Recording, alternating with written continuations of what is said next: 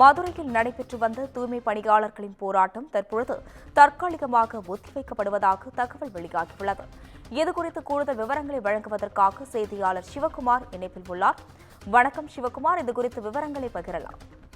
திமுக அரசோட தேர்தல் வாக்குறுதியை நிறைவேற்ற கோரியும் அவர்லேண்ட் ஒப்பந்தத்தை ரத்து செய்ய கோரியும் மதுரையில இரண்டாவது நாளாக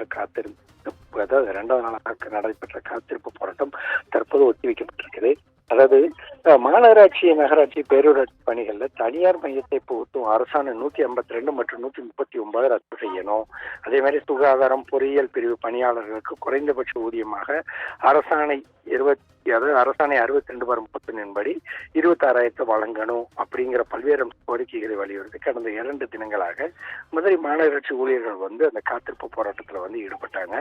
பணி நிரந்தரம், அதே மாதிரி பார்த்தீங்கன்னா உள்ளிட்ட பல்வேறு கோரிக்கைகளை வலியுறுத்தி தான் அந்த தூய்மை பணியாளர்கள் காத்திருப்பு போராட்டத்தில் நேற்று காலை முதல் இரவு காத்திருப்பு போராட்டத்தில் ஈடுபட்டு இருந்தாங்க.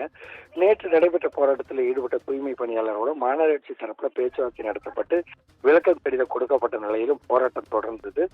இந்த இதனை எடுத்து பார்த்தீங்கன்னா நேற்று இரவு மதுரை மாநகராட்சி வளாகத்தில் தொடர் காத்திருப்பு போராட்டத்தில் ஈடுபட்ட தூய்மை பணியாளர்களை காவல்துறையினர் கைது செய்து அடைத்து நள்ளிரவுல விடுவித்தாங்க. இந்நிலையில இன்று 2வது நாளாக தொடர்ந்து காத்திருப்பு போராட்டத்தில் தூய்மை பணியாளர்கள் ஈடுபட உள்ளதாக தெரிவித்த நிலையில தற்போது காத்திருப்பு போராட்டத்தில் அந்த மதுரை அவுட் போஸ்ட் அம்பேத்கர் சிலை அருகே காத்திருப்பு போராட்டத்தில் ஈடுபட்டிருக்காங்க. மாநகராட்சி வளாகம் முழுவதுமே தற்போது காவல்துறையினர் குவிக்கப்பட்டிருக்கிறாங்க.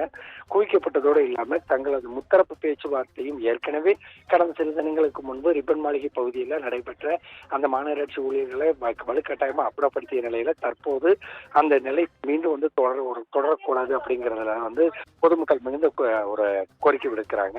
ஏற்கனவே மதுரை மாநகராட்சி அப்படிங்கிறது சென்னை மாநகராட்சியில் சட்டம் குறைவில்லாத ஒரு நிலையில பொதுமக்களுக்கு எந்த விதமான அசௌகரியமும் ஏற்பட்டக்கூடாது அப்படிங்கிறதுல அரசு தரப்புல முழுமையாக அதுல ஈடுபடுறோம் அப்படின்னு சொல்லி தற்போது தெரிவிச்சிருக்கிறாங்க.